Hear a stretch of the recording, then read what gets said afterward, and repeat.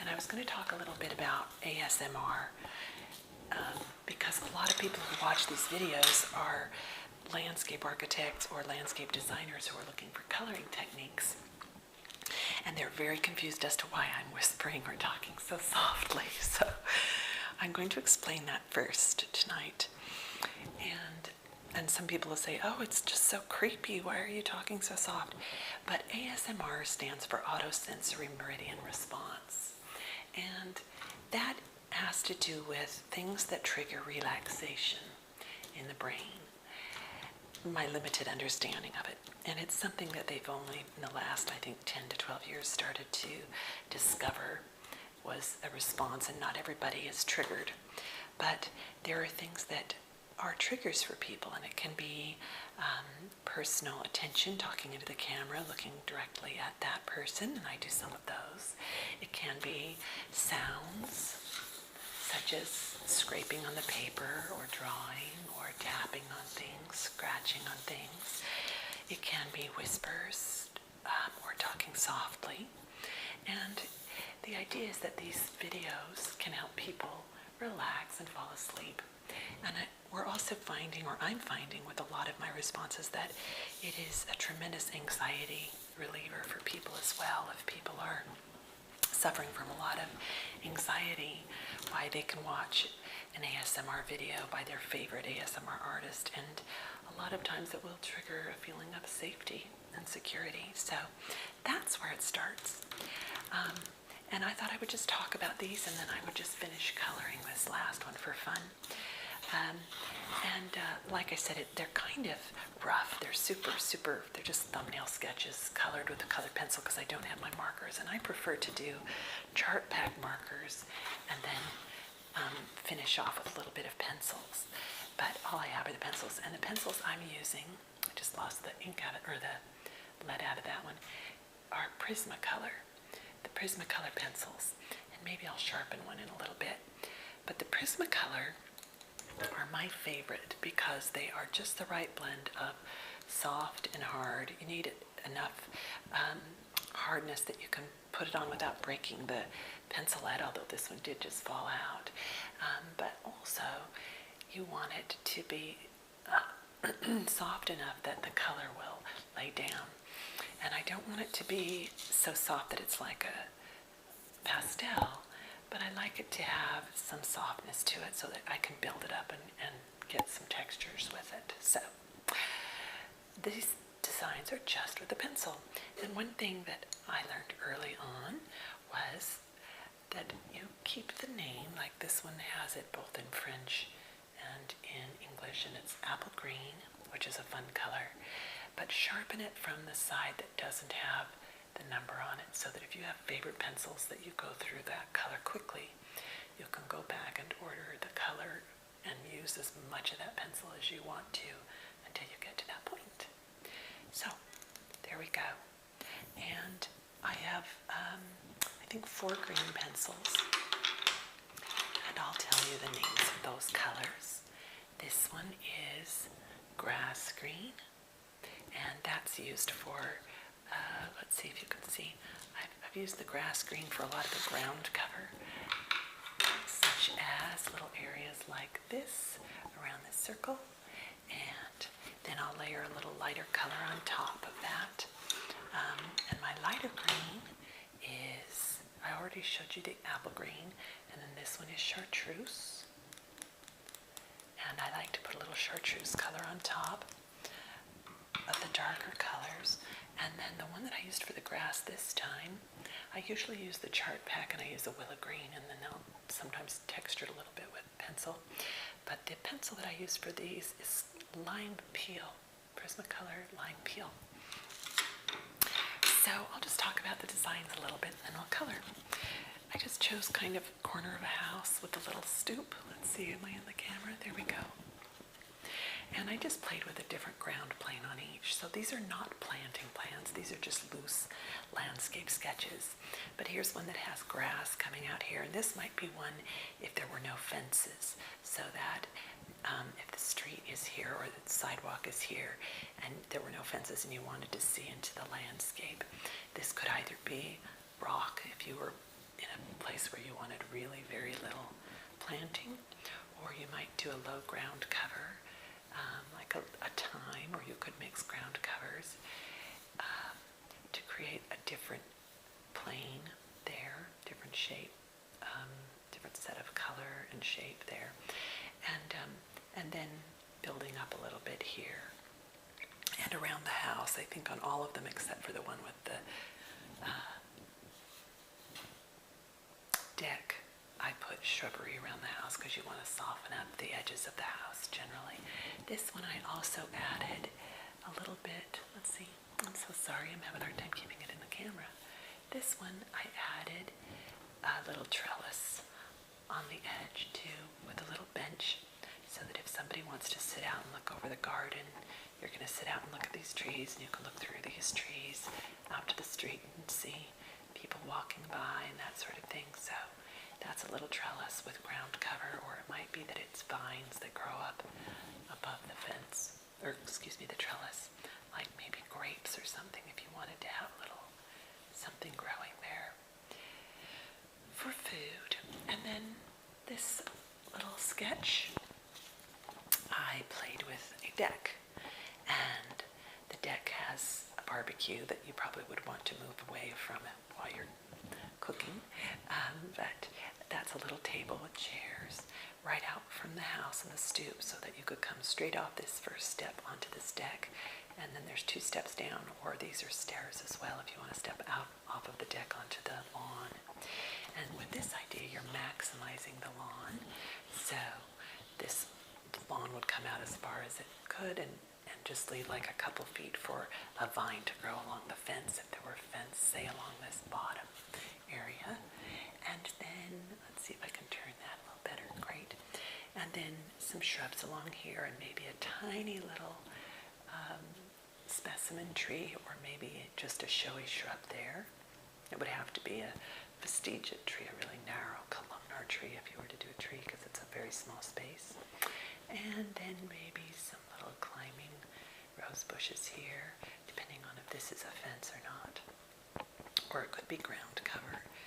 And a couple of trees, so that as you enter the house, you walk through the trees along the sidewalk and straight up to the house.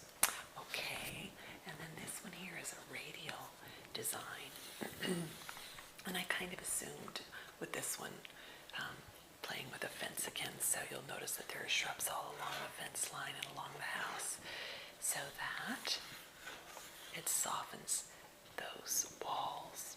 And then maybe a little gate entry there with a little trellis above it, and a couple of trees here. Now you'll notice these trees, I kind of tried to play with a little different style on each of these. This here is with the tree colored in, but very lightly, so you can still see the ground plane through it quite easily, but you see the actual tree color. Same with these. Didn't do a great job on those.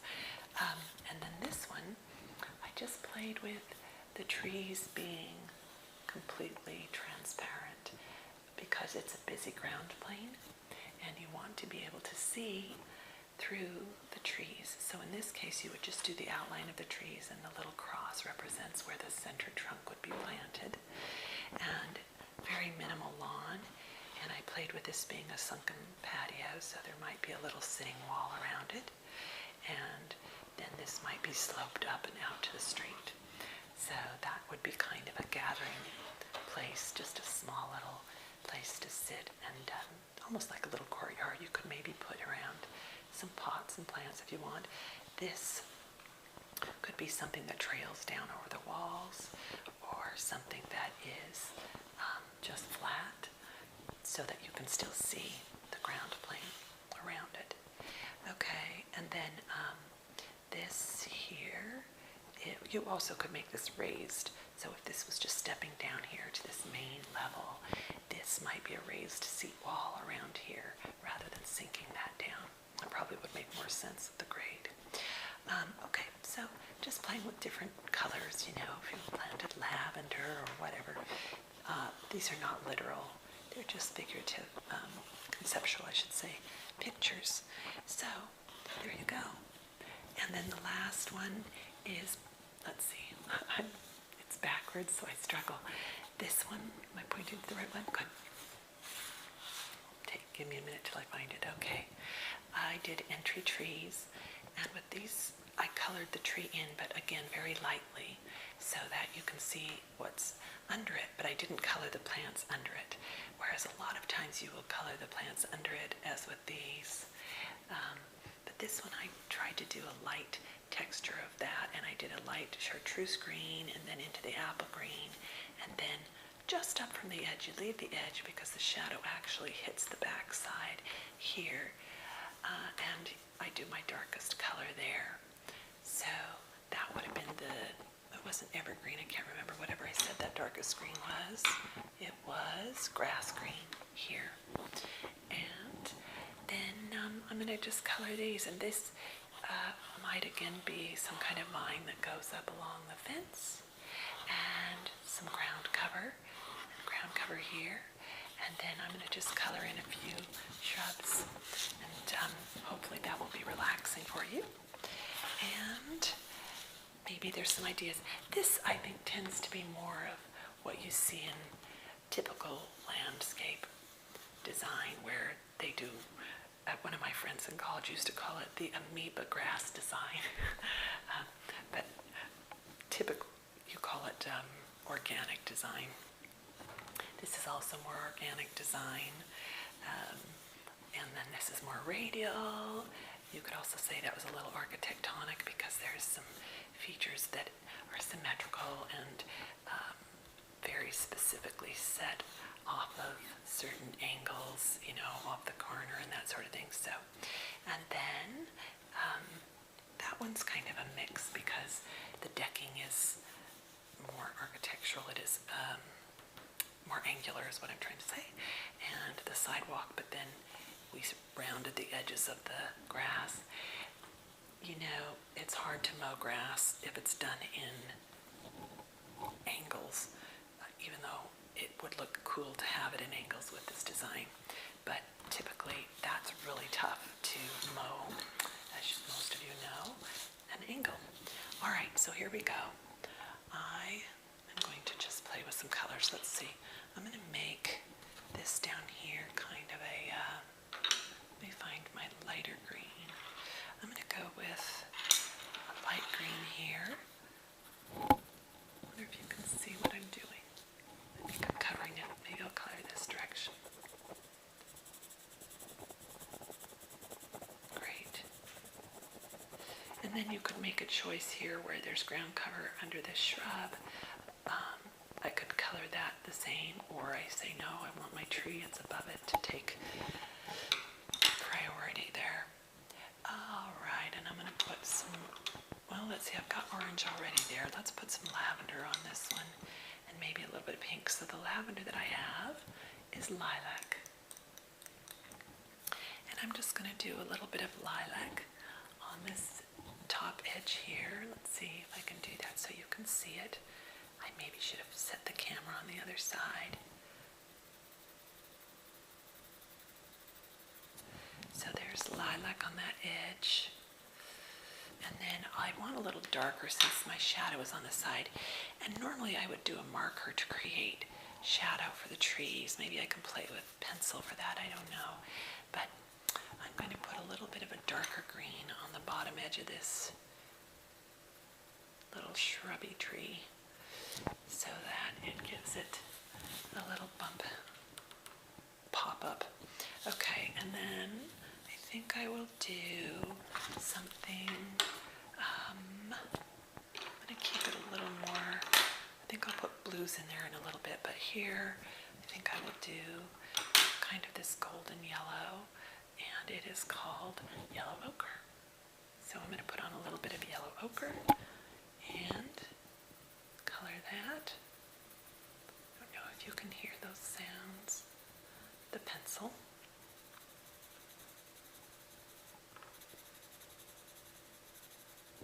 And then I kind of did already put the orange down here, so I'm going to try and put a different color. I've got this poppy.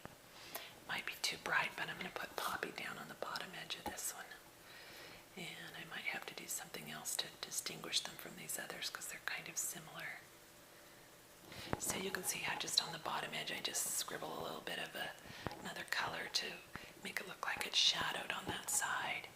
And I think instead what I'm going to do is put a little something on the bottom of these to make them different. So I'm going to do chocolate, the color chocolate. And again, these are Prismacolor pencils. And I'm just going to do a little, I don't know if you can even see that in the camera, but I just did a little wiggle along those of chocolate. Okay, now I'm not going to color the shrubs under the tree, but I'm going to color the parts that are poking out. So I'm going to go with, I've got quite a bit of lavender on these. I still think I will do lavender here along this edge of the house. So let me make sure I've got that view of the camera. And I'm going to do a double row of the lavender.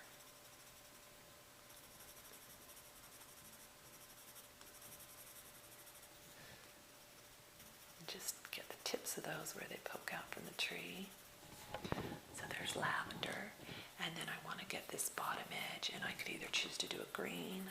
Well, I could choose anything I wanted, but I'm going to just take the lavender again and build it up a little bit along that edge to shadow it.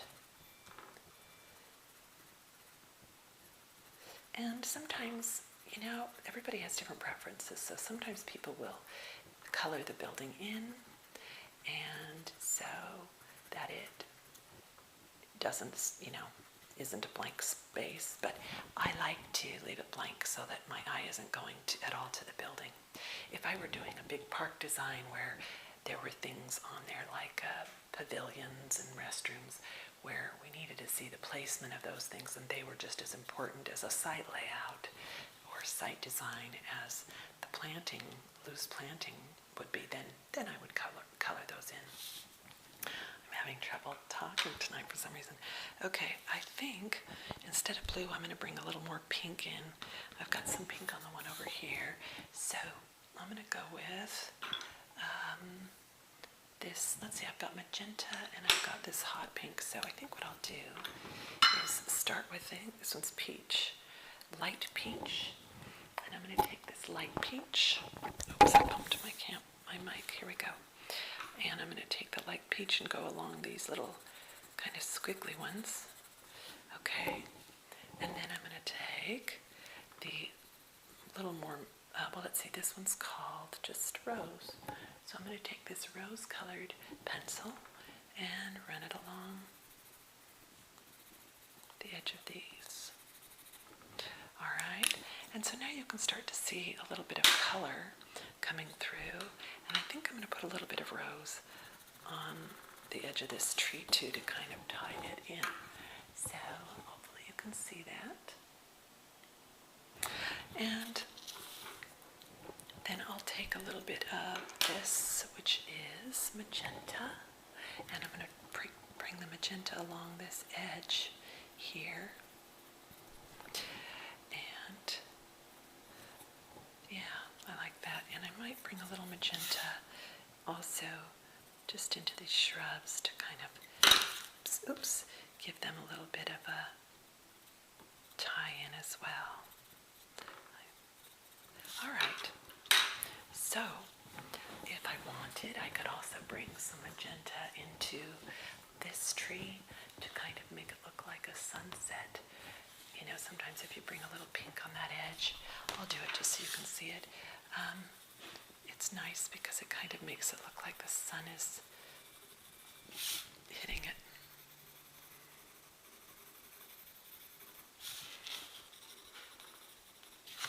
All right, so here we go.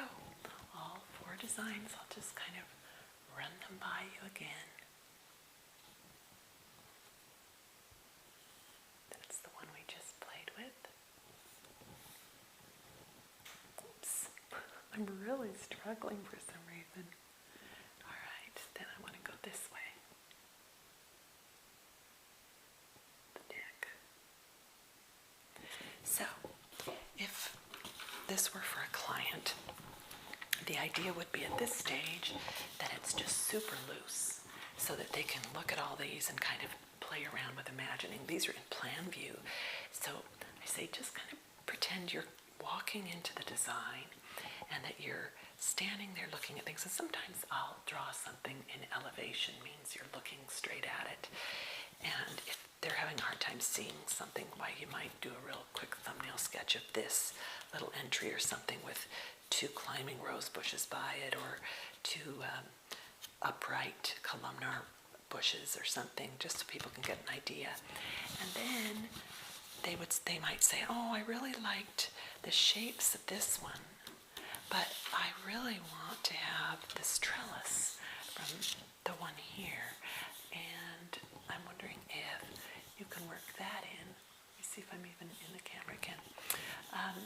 So that's kind of how it works. And then you say, okay, well, or they might say, I want the barbecue, but can we do it with a radial design? And I would say that's going to be harder. But anyway, you play with it in that way, and then you start to kind of combine them, and usually I'll come up with then one more design that combines what they want, and then there'll be a final document that, you know, it might be tweaked a little from that final design. And everybody works different. And it depends on what the house size is or the yard size is. I might just bring one design or bring 2 designs, and you know, that's often what I do. If it's a full-blown design, I just will do a couple, and then they say, oh, I would love to have this from this one and this from this one, and then I combine them into the final drawing. All right, just for fun, I will sharpen my pencil, one of my pencils. See if that is relaxing. And I'm going to sharpen my apple green, and then maybe I'll tap on some of the pencils. So this is the apple green.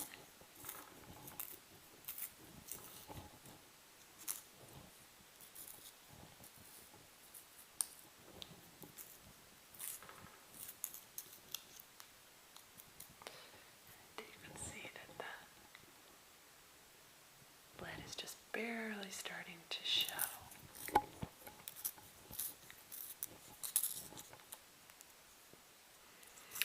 Generally, you'll find that there's pencils. Probably any of you have worked with any kind of pencils have noticed this, but the lead, you'll find one that breaks a lot, one that has a softer lead in it. And this is obviously going to be the one, the green one. It just keeps breaking, even if I don't have a whole lot of lead showing there. So that's a bummer, because then you go through those pencils a lot more. Okay, there's that. And then I'll maybe just with a few graphics for the trees and some shrubs, and then I'll play with coloring them in. And first I was going to finish doing the pin portion of this. So this would be a swimming pool. I'm just making something up. This isn't a real situation. So this is swimming pool, a little rock patio with a trellis over the top, an arched trellis, and a little bench underneath the trellis. And then it disappears into the grass. So you've got this more structured shape that disappears. And then swimming pool, this would be hardscape here. I don't know what it would be. Maybe it would be concrete patio. My pen seems to have dried up. There we go. Concrete patio, or stained or stamped concrete, or something interesting there. Or maybe you could do a brick or pavers or something that blended well with this. And then I've done shape here that might have some kind of a outline, and grass outside of it. So I'm not a big fan of concrete curbing, so I would do something that were more along the lines of steel divider. There's a name for it which won't come to me right now, but that you put into the ground. And so I'm going to just draw some more of these little circles. We've got larger shrubs, and then I start to loosen it up with a little more organic pattern of some different kinds of shrubs. So these would be a little lower. These would maybe be tall, more vertical grasses, and some shrubs to create privacy for this little area. A lot of people like chart pack pens. That's what this is. There's also Prismacolor. Prismacolor is kind of fun to work with on certain kind of vellum because you can take tissue and rub it off and it makes a really smooth color. But on paper that has a little bit of texture to it, I don't like the Prismacolor as well. I prefer the chart packs. However, they tend to make you feel pretty high when you're working with them. They're very strong and I don't love that smell, so I have to just kind of put up with it. But I'm going to lay down the outline of the grass here and play with that with the pen, and then I'll come back in with colored pencil later. And I'm not going to color the bench so that I can give it another color.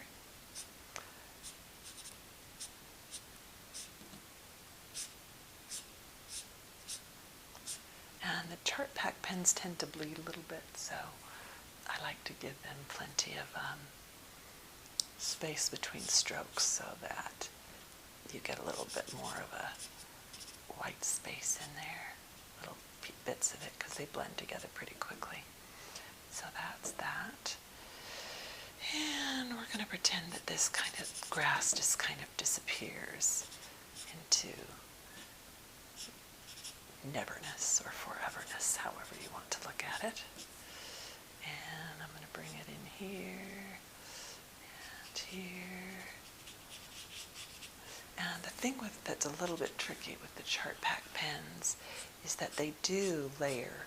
So when you go back in and do a second stroke, you can kind of see it. And that has its advantage and its disadvantage.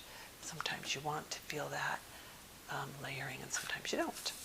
So I'm going to make sure that we see that I just made this up on the edge, so it's not centered or anything, but I just wanted to play with kind of showing you how I lay color on top of a landscape design. And I'm going to make those benches a little darker brown under the tree and under the trellis. Sometimes you don't color the actual ground plane. It depends on what you want to show.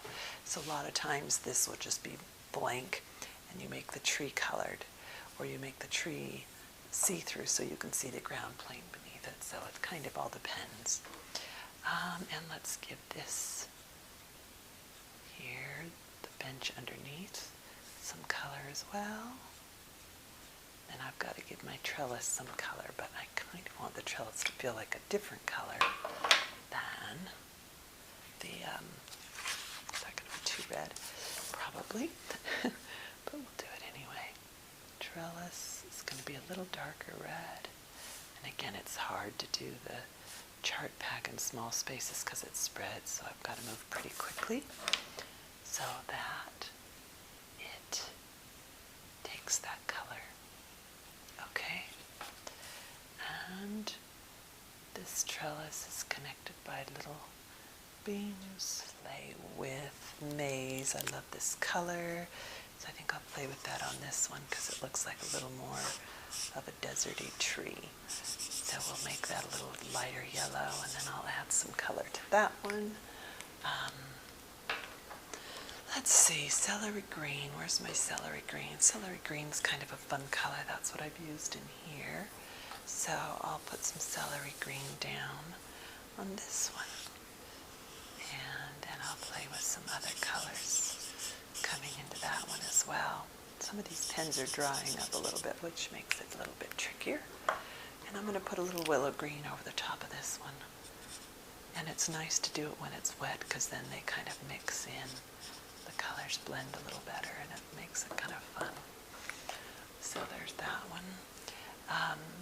Let's see, what other color do I want to play with? Sometimes it's fun to play with some crazy colors for the trees, so maybe I'll do that. Where's that pale cherry? I'm going to play with pale cherry for this tree. Just see what happens. And we'll just make it some crazy colors. When you get a whole bunch of them on a landscape, then they start to make sense. Like you'll get an ornamental tree, you might make them all purple color, even though that's not really what they are, but your audience understands that that's what you're trying to create with it. So that's kind of cool. And then let's see if I want to play with, maybe I will play and see what purple does on this one.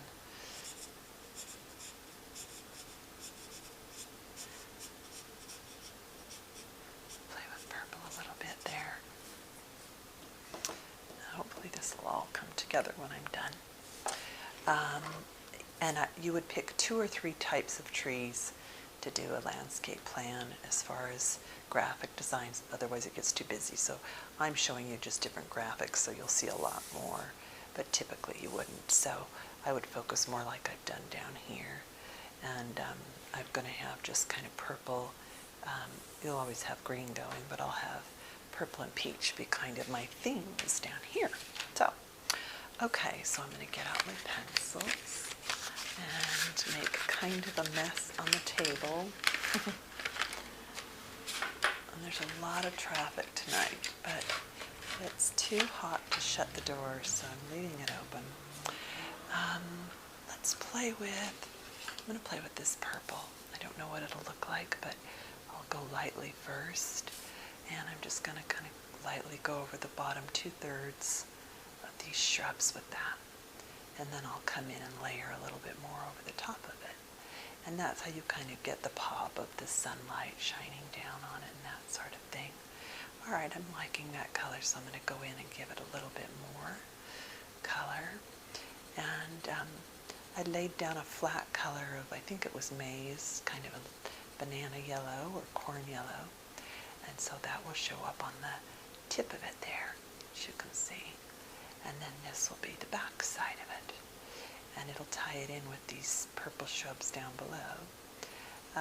And with this kind of, I'm sort of already said that, but you're not literal when you're doing a large-scale design, at least in landscape architecture. You're not literal, you're more conceptual with color. Because you want them to think, oh, how pretty, and not have it be the actual way the plants are going to look. In plan view, this is plan view or bird's eye view, so that means you're looking down on the drawing. And then I'm going to bring in a little darker purple for the base of it, right along the bottom edge. And you'll see that that starts to kind of make it look a little bit round and like there's a shadow and a light to it. Kind of fun. I always love seeing it start to get some dimension to it. Rough.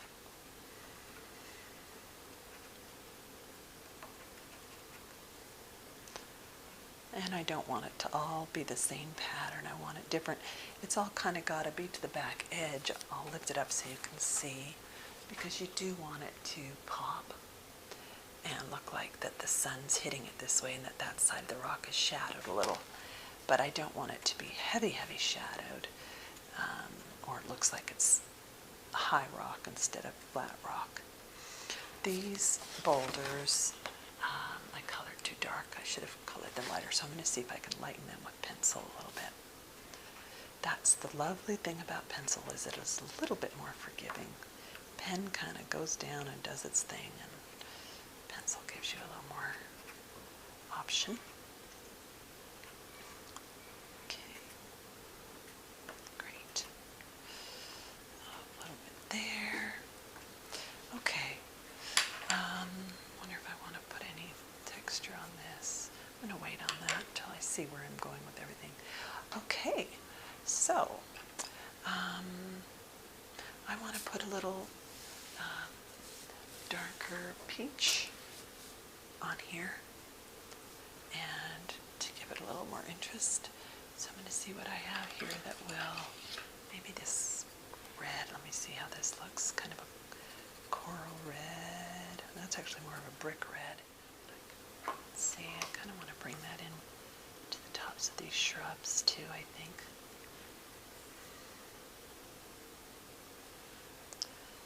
Yeah.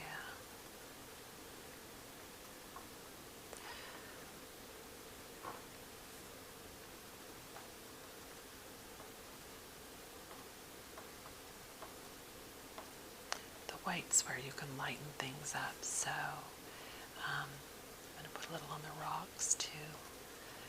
already those have a little more dimension to them, as you can see. And a little teeny bit on the tips of these. I sometimes go overboard, but we'll see if that works. Okay, so if you're not looking at all of these other colors, that starts to become an interesting landscape design, hopefully. And I'm going to put a little white along here.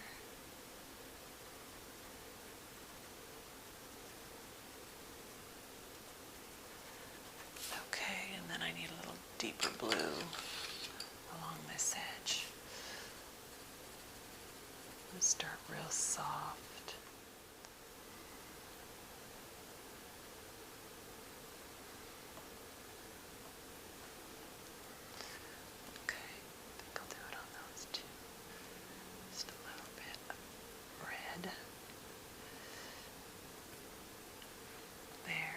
Starts to look like there's a sunset hitting it.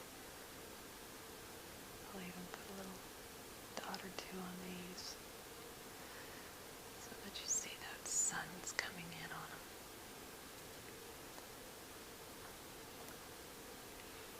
Okay. Kind of an afternoon warm sun. I guess I better keep my theme going.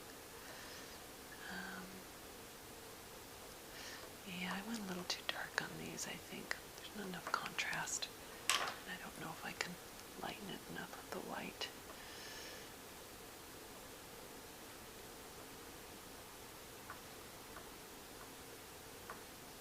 It's a little too heavy-handed. All right. Okay, liking that a little better. Okay, so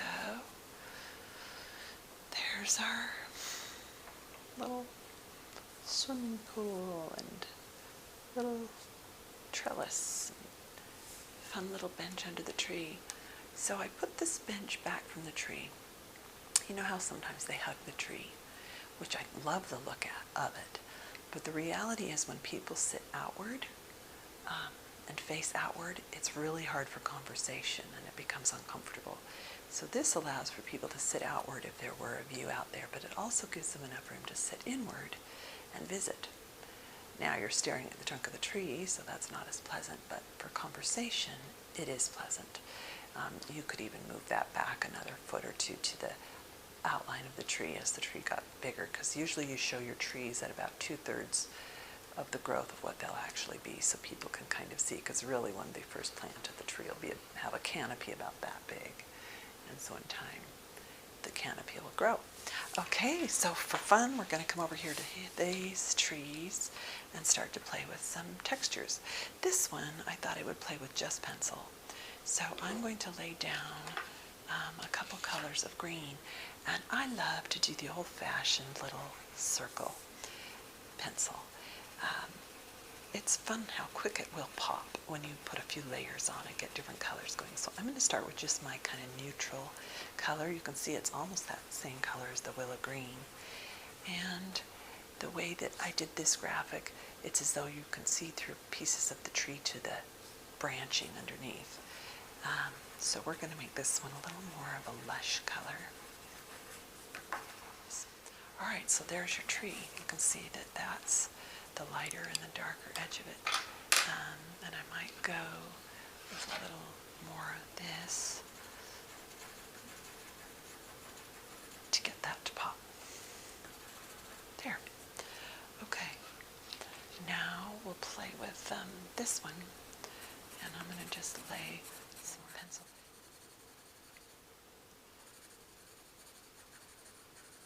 Okay, so there's that one. I like the simplicity of that one.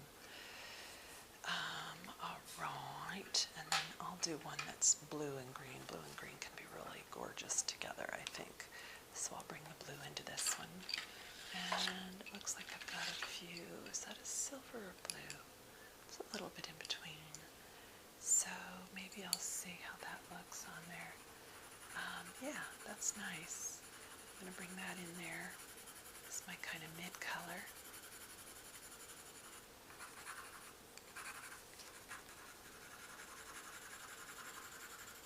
Alright, and then I'll bring in this. It's left in. And tree like this, you would go and make it a little more loose.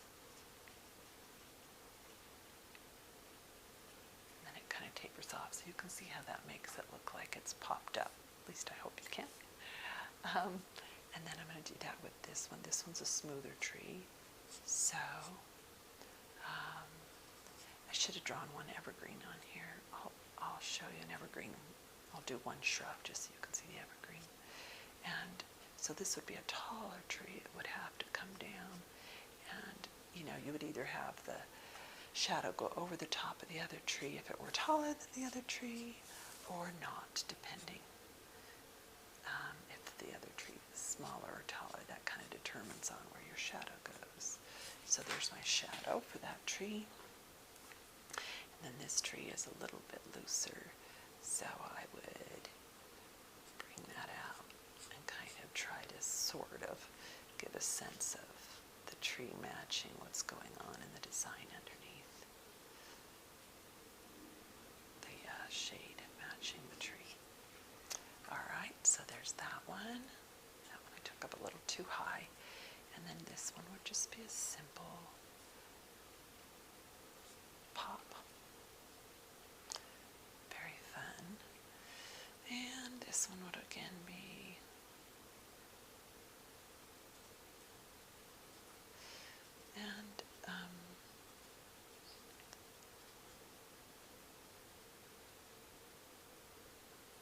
there's that one. So that is the final step that really kind of starts to make your design stand out and read a little better. And another time I'll do these different shrubs in a different thing. I think I won't do that because this has kind of been long. And then I'm going to do it to these shrubs. I'm going to give them a little bit of pop. And again, I hope this reads. And I probably would do a little bit of... this is a landscape design that I'm doing for a friend. And it's a teeny tiny space. But I thought that scale might be good to observe. And I don't practice landscape architecture anymore except for some friends, but I am licensed. I got a degree in landscape architecture and I am licensed in it. So this is a silly little design I'm working on. 12 by 40 is the scale, or is the space size that I'm working with. And she wants a little memorial garden. She has some plants that she's putting in there from some friends who have passed. And she also has some little trinkets that she wanted to put in there. And she wanted a little path and a couple of places to sit. So that's what I've created. I'm hoping you can see it. There's a little crinkle in my page too. So I'll probably redraw all of this when I'm done. But here it is. But the plants I will do with different shapes, and then I'll call out the plant below. There's lots of different ways to do a planting plan in landscape architecture. You can make everything just a circle and then just do call outs with symbols, or with, you know, letters like PH, you know, would be flocks, and that's all that distinguishes, and that everything circles. Sometimes that's nice and clean, but it's not quite as artistic and fun. So because she's a friend, I'm going to go make a little fancier. And also, if I were working in the firm where I used to work, I would, of course, do it all on AutoCAD because people just don't hand draft anymore. But this is a tiny space, and I think it will just feel more personal and fun for her to have it look like it was hand drafted.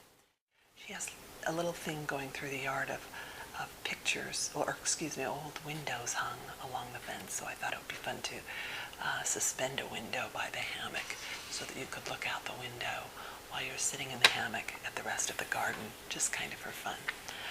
All right, let's see what else to show you.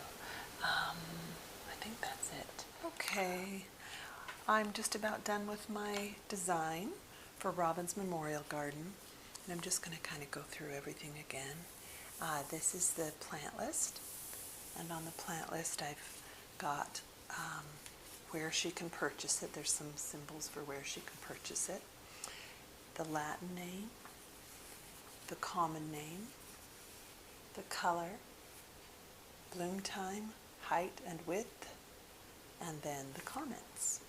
And things in the comments are like hummingbirds would love to hang out in this plant, if it's ground cover, if it's a mounded decorative grass, if it's a succulent, if it's a good cut flower. I just like to give them little notes like that so that they can know what to plan on. And then I usually put together pictures of the plants so that they can see them. And this is her list of perennials. And it's just kind of a nice thing for her to see the layout and the colors and the textures all on one sheet. And then this sheet has got her ground covers and grasses. And I've just got two grasses that I'm going to use on her plan. The miscanthus and the fountain grass are the two grasses that I will use on her design. And now I'll talk a little bit about her design. Here's the finished product. And you can see that I've colored it. And I've given the little kind of a key or legend off to the side there that tells her what each plant is and the symbol that goes with it. And I just put the first name of the plant on the side so that she can use this main key to look up the plant and to order it. Because when you order the plant, it's often a good idea to order it with that Latin name, because then there's no mistaking. A lot of times the common names, you'll find many plants will be called by the same common names, but the Latin names are pretty unique to the plant itself, the type of plant and the hybrid and everything. So, Robin's Memorial Garden, here's the path that you enter from. The driveway is here. And she wanted a little path that you could enter from. Right now this whole area is mounded, so she's going to have to get someone to dig down and drop the grade here for this flat rock to go in, and put some sand and then put the flat rock, lay it in so that it's level, and then you put a sand in between it. It's not a playground, it's not a playground sand. It's got a little bit of clay in it, and the clay, when it gets wet, kind of hardens and sets a little bit. So it's almost like a mortar has been put in, but it's not as fixed as a mortar. You can replace stones and things if something goes wrong. And then I've got a couple of boulders called out. And then each plant has its own color coding. And you'll also notice I put a little bit of shadow on the bottom side of each plant so that you can feel like they've popped up a little. This is considered plan view. This one's 1/4-inch scale.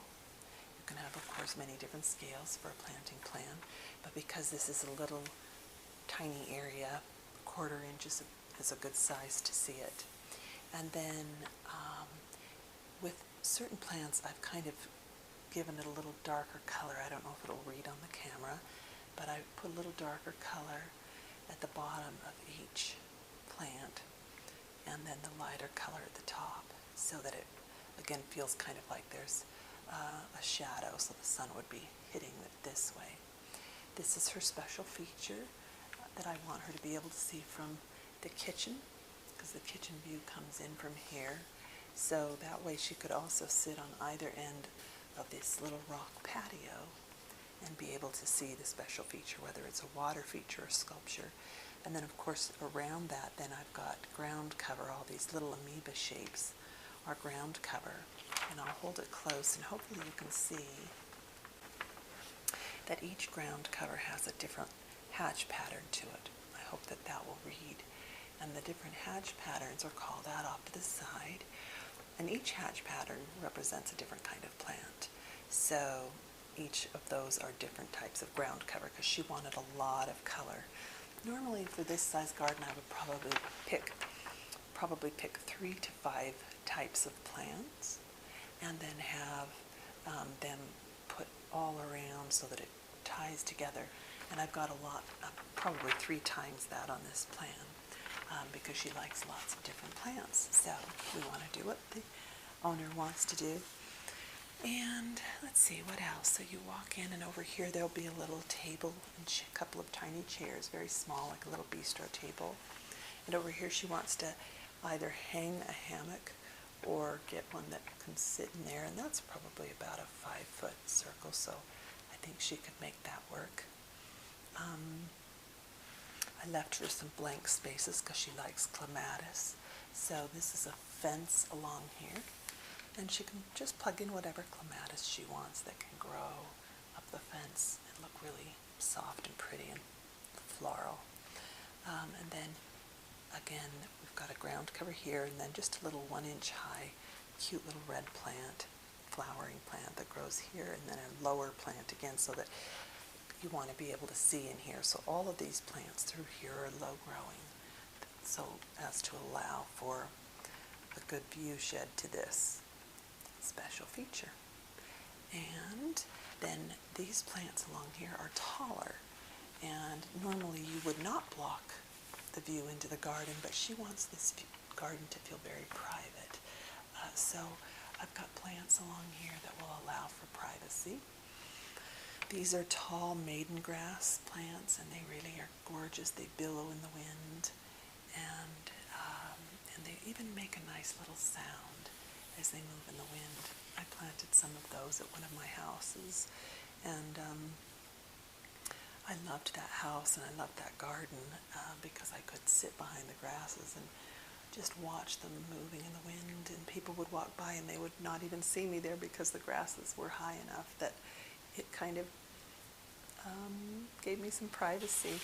And then these here are blue mist shrubs, so they will be about 3 feet high and 3 feet wide, and they'll flower midsummer. And the 3 feet will give her a little bit of privacy here too, but also allow her to see out over. So I'm hoping that that will be a good balance between those sides. And again, I would normally match these plants because it's such a long, narrow space. I would probably go for a little more symmetry, but she definitely wanted it to be asymmetrical. So I've given her different plants, but still kept kind of an asymmetrical balance with that. So there you have it. These are kind of fun little plants. If you can see these pink plants, they'll bloom late summer into early fall, and those are also called hummingbird plants. This particular one is Desert Sunrise, which is just beautiful. You can order those, I believe, on High Country Gardens. I'm not sure. HighCountryGardens.com is one of my favorite places to order plants because they understand the kind of mountain desert climate, and they have a small plant palette, but I've never had anything I've purchased from them has always survived and done well, so I really like that site. Let's see, I've got echinacea growing, and those will get about 40 inches high and be a beautiful purple cone flower. These will attract the hummingbirds, the pink ones I was talking about that bloom late. So it's nice to have this. This is phlox that'll bloom early spring, and then these will be blooming late summer. And there's something that's, of course, nice about having color through the whole season, the beginning of the season and the end of the season. And then a fun little thing that the hummingbirds will come and enjoy those, so that when they're sitting out here, they'll be able to watch the hummingbirds. And if you watch hummingbirds, there's usually one that's very territorial, and it's kind of fascinating to watch them because one will usually find a little tree nearby where it'll perch and keep guard almost, and then as other hummingbirds come, and there's plenty for all of the hummingbirds, but when they come, that hummingbird will just buzz in and dart and hang out and kind of terrorize the other hummingbirds and keep them away. So that's kind of a fun thing to watch. All right, pincushion flower here has nice little stalks of flowers with a little purple pincushion flower at the top. And this is Rudbeckia, or black-eyed Susan, which is a very pretty golden yellow flower. And this particular variety is called Gold Sturm, and it's very hardy, which is good, because sometimes that plant can be a little temperamental. My flat rock, I don't know if you can tell, but I've given it a little bit of darker pencil along the side also to make it feel like there's a little bit of texture to it. Let's see if I can hold that up. What else? This is a little red plant, little red flowering Giardia plant. It's very cute. This is called Perky Sue, or actually, I'm sorry, it's called Thrift Leaf Perky Sue. And it's a cute little yellow mounding daisy.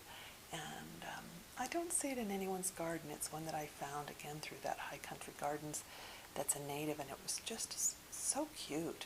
And it did really well, and it doesn't need much water, so I love to put that in people's gardens when I can. These are grasses. That's a ham-elm fountain grass that gets about 3 feet high. Well, probably more like 2.5 feet high, and about the same width, and it's a beautiful mound. And it gets these cream-colored tassels on it that are just really beautiful. And then I already talked about the miscanthus. That's the other grass. So I only put 2 grasses in her garden because she likes lots of flowers. So I think that's everything. You can see the different ground covers. And I've got some that are succulent that will have beautiful flowers on them, and then they'll just be more of the succulent foliage. I've got some early blooming phlox. I've got some here that is called a silver-edged horehound, and it's really pretty green and white plant. The back sides of the leaves are white, and there's a white little rim on the edge of it, and the rest of it's a dark green, so it almost looks like a flower growing, so that's kind of fun. And I've not seen that one planted. That's a new one I'm calling out, so I hope that it does well. And then a couple of boulders to sit on. If she doesn't want the boulders, she can easily just plug in another rudbeckia. And in landscape design, it's nice to do little groups of 3. I've kind of balanced it with 3 and 2 here, so that your eye will kind of, as you're in this space, it will tie things together, and you'll start to see that everything comes together. Even though I've put lots of different plants in, I want it to feel unified and not chaotic.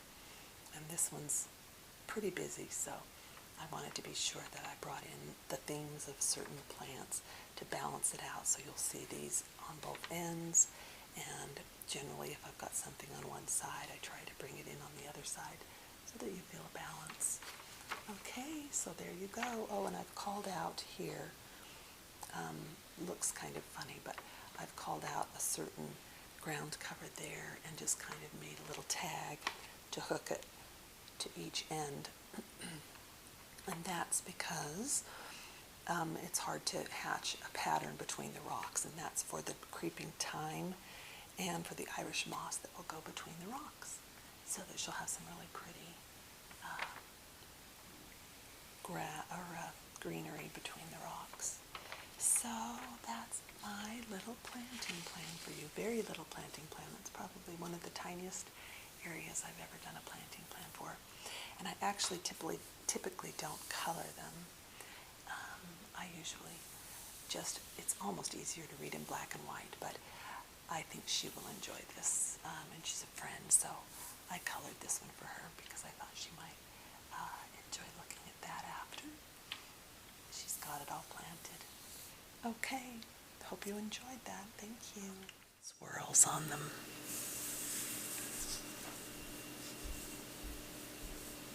And I love flowers, so a lot of the pages have flowers on them. Okay, so that's my yes page. And this is my Remember You page. And let's see, I'll just trace the words.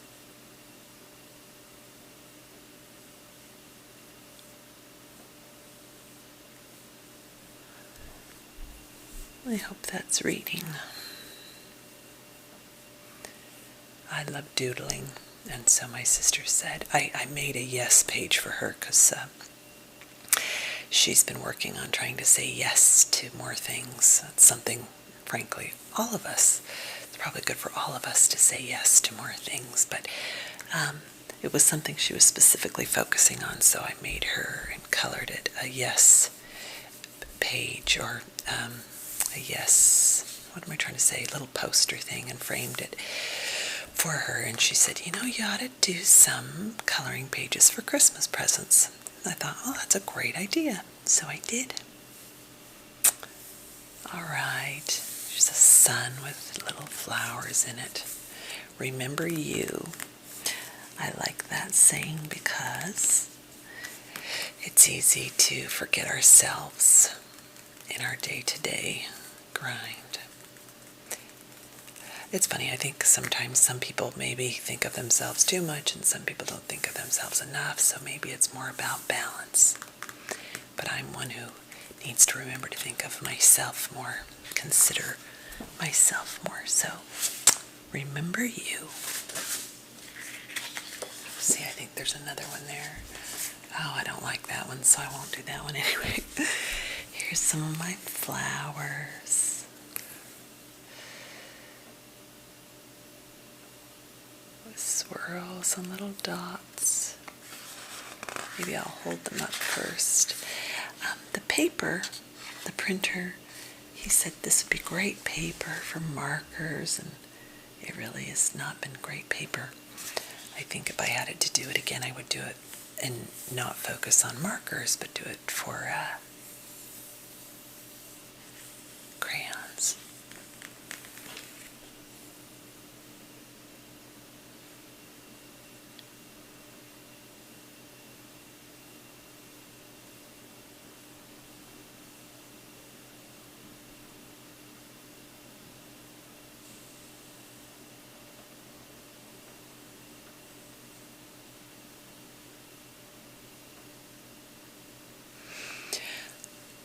I have a hard time slowing down sometimes, you'll probably notice.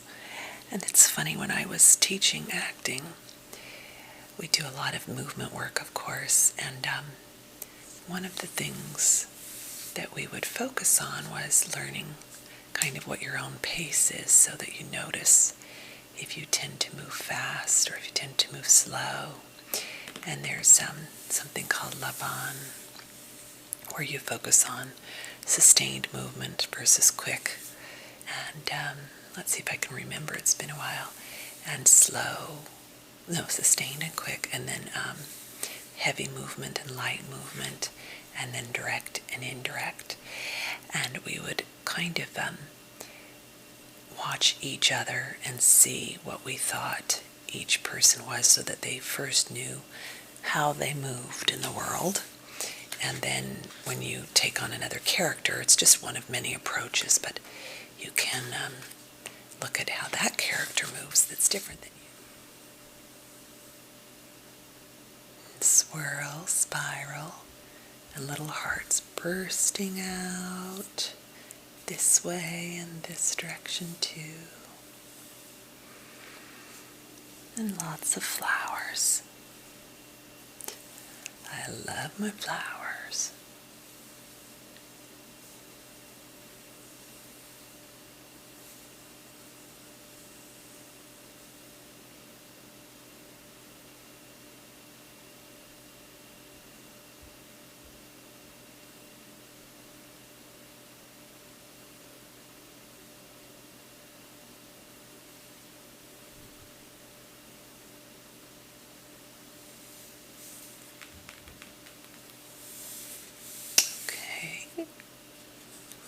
I don't know what order I put these in, so it's kind of fun for me to see what's here too.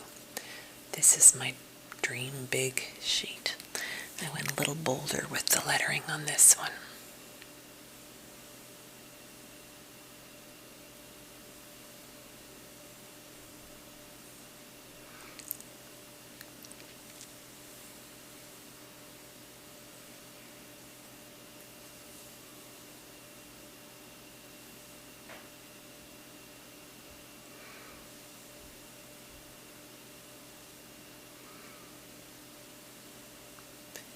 I always come to a point where I get stuck, and I feel like, oh, I keep doing the same thing, I can't think of anything new, and then I generally bust out of it. Sometimes I have to wait a day or two.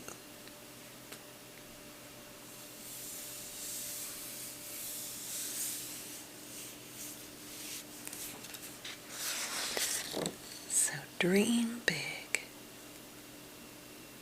And I like this one, Just Breathe. I like to look at that one. Just as a reminder. Let's see, I'll hold it up and then I'll trace it.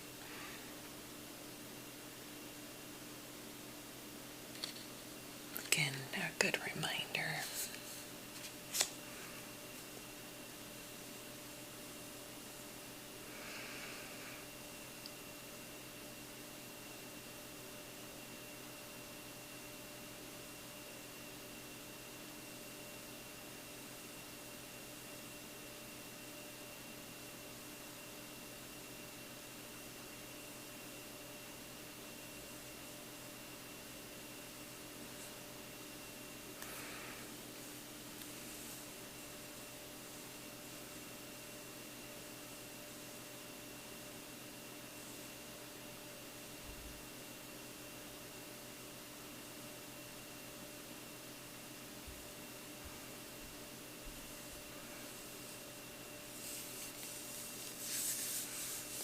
This one has lots of flowers on it too, and a little butterfly up on the J. Okay, how many more do I have? Oh, looks like there's still a couple. This one I don't know who it was, but I saw the idea somewhere. Oops, that was probably too loud. They drew lots of really magical mushrooms. I just did the one. There's a little fairy hiding behind it. Oops.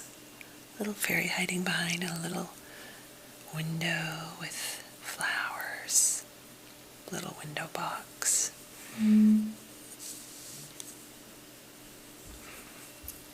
I've got some stomping upstairs again. Don't know if you can hear it. I learned with when I would do a little bit of quiet meditation with one of my classes before we would start. It was the voice class. And I learned, for me, that if I, a lot of times there'd be kids in the hall that would be yelling to each other and things like that. And for a couple of years I would get really distracted. I would think, oh gosh, why can't people just be quiet? And of course, sometimes I'm the one in the hall screaming, but anyway. And then I learned if I just invited the sound in and, pretended that, I was welcoming that in as part of it, I didn't feel so resistant to it. So if you ever have that, it's something you can play with. I probably need to play that with the thumping upstairs, because sometimes in the morning it starts at like 2 a.m. and it can be distracting. I have sometimes just pretended it's my sister or my son or something upstairs, and then it's not quite as frustrating, but it still wakes me up. Okay, it's my little fairy mushroom home. I don't know if I've got these too close or too far away, but there it is. And I think this is my last. Nope, there's two more. Just Be You. I saw this on a sign. So we've got Just Breathe and Just Be You. But I was going to a coffee shop one weekend, just went to a little nearby town that I hadn't explored yet, and went into a coffee shop, and outside they had this sign, just really simple chalk on the sign, Just Be You. And I loved that. I thought, what a sweet thing to say and put on a sign outside, rather than what lattes were for sale, what was for sale inside or whatever. They just had a little message, Just Be You, and I thought, that is so cool. Made me want to go inside.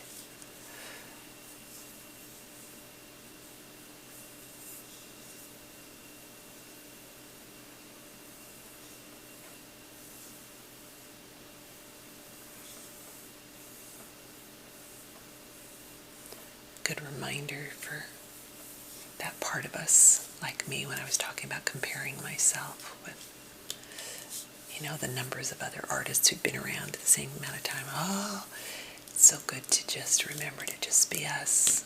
We're not here to be anybody but us. Okay, and this one's kind of weird. I like it still, but it may take you a minute to see what's going on. And it's a totally different theme. It's not flowers. This is underwater sea stuff. And I saw a picture with this fish in it. I don't know if you can see the fish. And also the seahorse. And then I just kind of put them together in the picture and kind of played with some funky seaweed stuff. So I'll trace that a little bit and then I'm done. I'm fascinated with seahorses. Maybe everybody is. I don't know. If you Google it and just do images, there's just, I can't remember how many species of seahorses, but there's many species. And so they're all different colors, and some of them have nodules on them, and some of them are smoother, and some of them are super, super bright, contrasting colors, and others are more subtle. And then I liked this little fish hiding behind the seahorse. And all the strange sea plants, or sometimes they're more animal than plant. So I can't swim well, and I nearly drowned my dad when I was I think we were 13. We went on a big trip to Hawaii because my dad worked for the airlines, so we could travel fairly inexpensively. And we went out on a raft and were snorkeling. And we had the raft, so I had to hold on to the raft because I can't swim. And I would just kind of put my head in underwater with the mask and the goggles, and I just kind of freaked out at one point because the world, I just had never seen anything like it. The colors were so vibrant, and the fish were all around, and the light that came into the water, I don't know how to explain it, except it just really disoriented me because I felt like I was completely in another world, and I was in awe of it. I was like so blown away by it, but I also kind of lost my orientation and started to, panic. And anyway, my dad saved me, but I about took him down with me when we were there. The water is so powerful. And the scale of things, and there's just so much under there that we don't know about that exists. I just find that fascinating. I think for so long, with the Enlightenment era, we thought if we didn't, measure it and discover it and claim it and, does it have value if we can't see it? I think that's so interesting. Of course, I think it does, but a lot of, there's different views on that. I know a lot of people think that it has more value if we can explore it ourselves.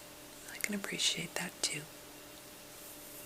Okay, that's my finger tracing for the night, and I hope you rest well. And I got it from the World Market, so I just put a little of that on so that my hands feel good while I'm drawing, and so that they won't be wrinkled as much.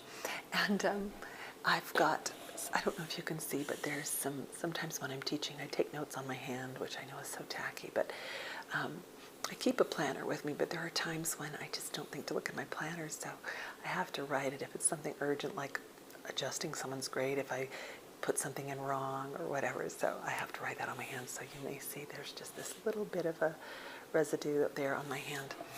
Okay, so the play, I'm going to draw a little bit of a set, some set designs that I've been thinking of for this show. And I'm doing this show with my advanced kids. And this is our year to study classical theater pieces, and we just finished a whole section on Shakespeare. And the play that we're going to present for the public is, I chose a play called The Apple Cart, which is a political satire written by George Bernard Shaw. So it will be good for them because they will get to play with the British dialect. There's one Russian character in there as well, and one American.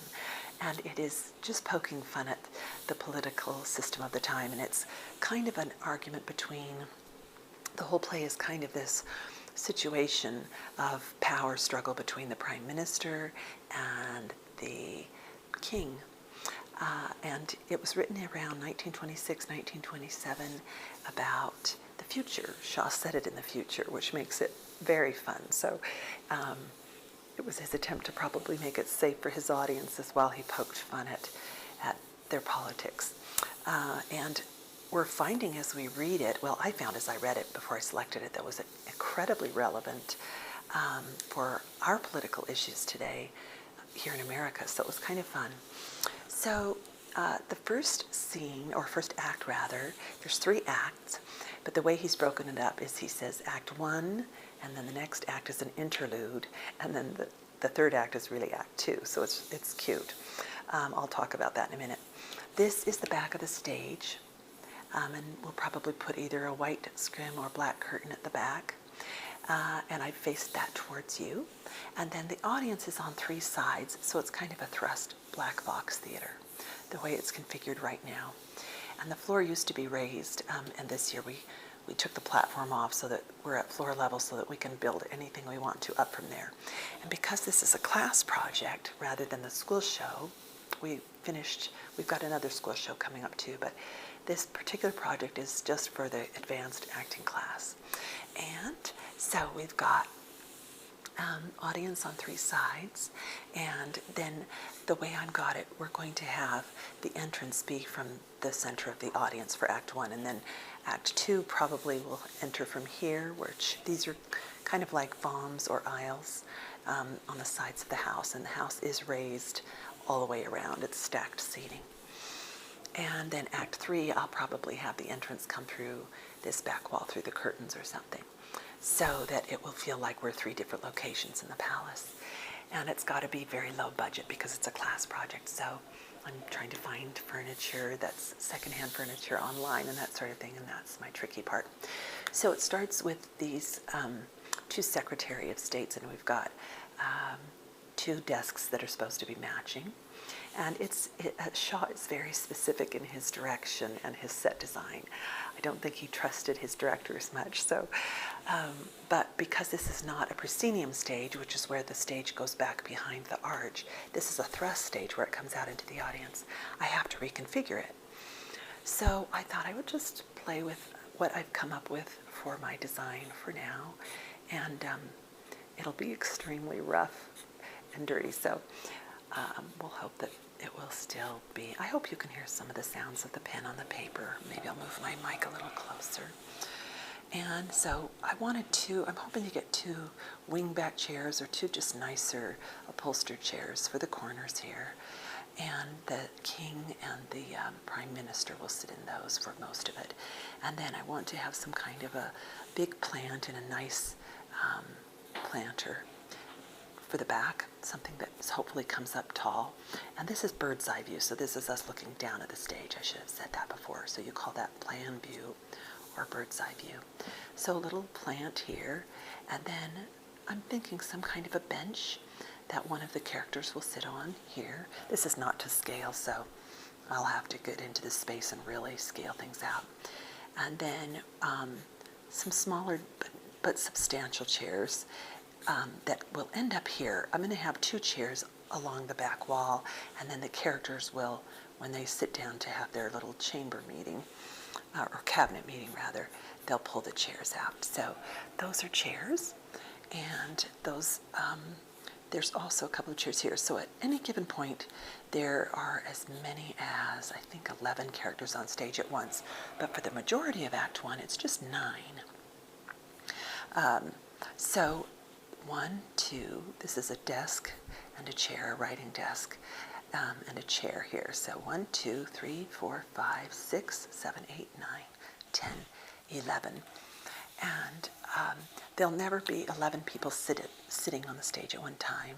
But because it's such a conversational play, because Shaw's all about the language, I wanted to have it be set up so that there were some options, so that if people went over and made a point, maybe the king comes over and talks and goes around and talks to the different people to win them over, and maybe sits down over here at some point. And then, I want to have a couple of empty chairs so that it gives us options for characters to move a little bit, and that's the trick. This is not ideal to have the center be blank, but because of the size of the stage, and I didn't just want to have everybody seated in a semicircle in the back, so I think it'll give us a chance for it to kind of be like a ring of fire where people come in and verbally wrestle in the middle and then go back to their corners and their sides. And sometimes they'll just, of course, chat while they're sitting. But I'm hoping that gives us some options. So that's what I've got set up for Act 1. Then Act 2 is the king in the boudoir of his mistress. And they have a really fascinating conversation about, she wants him to marry her, and he's like, oh, I'll never leave the queen. And he talks about cabbages and roses, and that she's a rose, and that the queen is a cabbage, and that he can live without roses, but he can't live without cabbages. So there's some playfulness with that relationship. And you find in Act 3 you meet the queen just for a brief moment. She's a small character, but you see how much of a presence she really is in his life and how much he depends on her. He very much becomes almost like a child around her, where he's really in control in this room. The prime minister character often gets upset and throws little tantrums and storms off, so you know that Shaw favors the king, and probably the king has a little bit of Shaw's voice in his character. Okay, Act 2 is, I'm kind of grappling with what to do for Act 2, so I'll draw a couple of scenarios, and I may come up with even a different one when part of the issue is I have to find the right furniture. And since it's her boudoir, the furniture pieces really are kind of important, so that's the tricky part. So again, I'm going to, I drew that without you seeing it, I'm sorry. Okay, so again, this would be the back wall, and probably either the scrim or the black curtain, and we'll have the king enter from here, and Shaw says that she's sitting at a writing desk writing a letter, and she's kind of, they make jokes earlier that she's always writing letters, that she's going to leave him or demanding things. So she's in the corner with her back to the audience, and the audience again is here, here, and here. So I found one little couch that I kind of liked that's about 8 feet, and it's red upholstered, but I'm having trouble getting a car to go get it. But anyway, if I end up with that piece, then I'll probably, and I'm hoping I can find some kind of a carpet that someone will let me use. So we'll have the chair, the sofa, and it's one of those that has the little, I'm sure there's a name for it, that has the buttons sewn in all around, so it's kind of poked in upholstery. I'm tufted, I don't know what the name of it is. Anyway, and then probably some kind of a vanity maybe back here. You get the impression she lives in the palace. And there's, they make allusions that, or they allude to the fact that the queen has her gentleman callers, and that he has her, and that he's always makes them feel at home, and that that's kind of their job, to just understand that they have these others in their life. So it's really interesting. Okay, and then back here might be a bookcase or something if I go with this type of thing, so that when he comes in, he would sit with his back to her, and maybe he can turn around and sit on the back of it and face her, and then it gives them room to come down here and have discussions, sit on the couch. She can, when she's trying to ignore him, go to the vanity and that sort of thing. So that's kind of a fun one to play with. And then another thought I had was, let me just draw the outline of the stage here. Am I getting it where you can see it this time? I hope so. Okay, there we go. And back of the stage. And then I'm thinking if I go with this one, that maybe some kind of a pedestal in the center and the back with a vase or vase of flowers on it. And then either another desk here, or maybe this is where a little love seat goes that they can have a little discussion in. And then I'm going to stick with the desk there because that's something that Shaw calls out. So the desk and the chair there. And then some kind, if I could maybe find a round ottoman type thing so that he can sit and talk to her. This would allow him to move all directions and really be open to the audience. And I would probably either have a round rug or a rectangular rug underneath that as well to warm that up. So there's that one. And let's see. And then, with this one, let's see, I'll do the audience again. With this one, I would probably have imaginary windows down here so that it gives them a way to look out at the audience and look through the window. And it's fun for actors. I love having imaginary windows on the stage because it lets you, what they call, break the fourth wall. So you're looking to the audience, but you're not looking at them directly. So I guess you're kind of putting things on your fourth wall, but you're still looking out. And it's fun because you can create the world of what you see out the windows, which is a great acting exercise for the kids. So I love having that option because it also helps the director because they can face the audience and it gives them some business to do. Anyway, that's a pretty simple set. The one I'm struggling with the most is in Act 3, which is really Act 2, because that other one's called an interlude, which is kind of funny because he's with his mistress, so it is kind of an interlude. Okay, and with this one, this is where it opens with the queen knitting at one end of a table. It says on a patio. So this one takes place out on a veranda, and we're not going to be able to build a stage or a step for that, which normally is what you would probably do, is have something that gives you a sense of height. So we won't be able to do it that way. We'll probably have to do it with lighting. And with this one, I think we'll have the curtains separate and leave room between that and the back wall. This particular theater has almost it has no backstage space, so everything has to be tucked under the seats along the sides. But it's a really great little intimate theater, so I love it. But the table, I struggle with it because if I put it back here, then when everybody comes in, and that's probably where I'll end up putting it, a little more upstage, then they can pull their chairs downstage to have discussion. But then this table's just in the middle of everything, and it's really only used at the very beginning. And it does make sense that there would be one. So it might be a round patio table or a square one. I found a rectangular one online that we might get. So this act I'm not real clear on yet how I want to do this, but it has these little, it's a white iron, wrought iron thing, and it almost has a futuristic feel to it, which is one of the reasons I like it since it takes place in the future. And it has this purple kind of leather seats to it. And then I would hope to find some a little more substantial outdoor looking furniture chairs here, again, that we can pull out. So that would be 1, 2, 3, 4, 5, 6, 7, 8.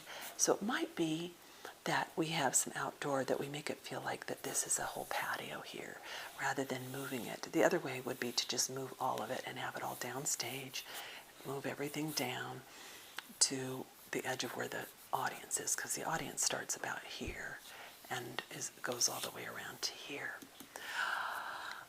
This should be putting you to sleep by now because it's kind of hard to follow what I'm talking about.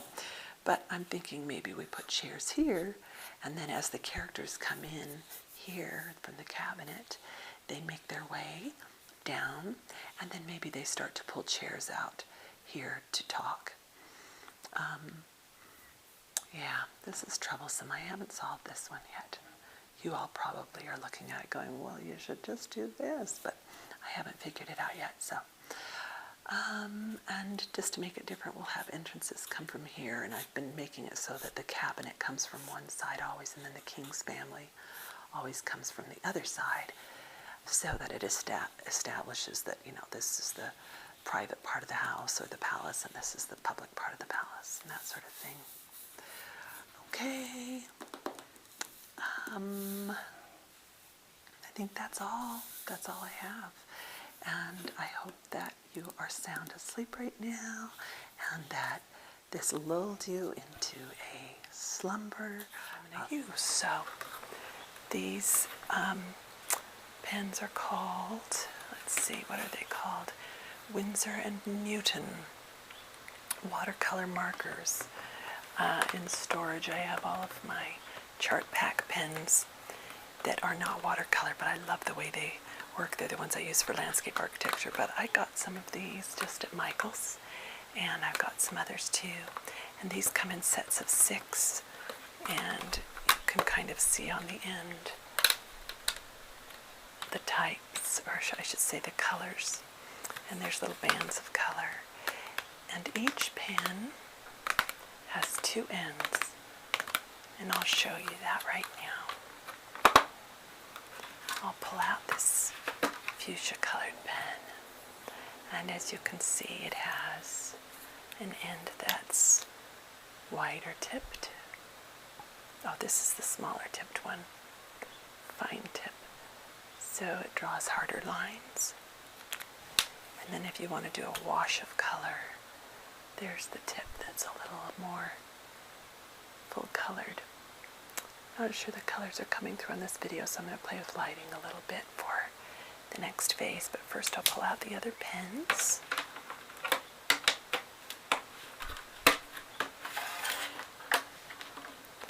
This is a whole set from the Artist's Loft that I also got from Michael's, and I think they were about $30 for the set, which is fairly reasonable for all these watercolor markers. And it comes with 24 colors, which is really nice. You can see there's a beautiful array of colors. The only color that's missing is a sky blue. This one comes out a little too turquoise. I wish there was just a real pale blue, because it's a color I like to use, and it's not a color that comes with it. But I'll show you these pens also have 2 ends to them. You can see, well, that's black. Let's pull a brighter color like yellow. That's the wide tip. You can see that.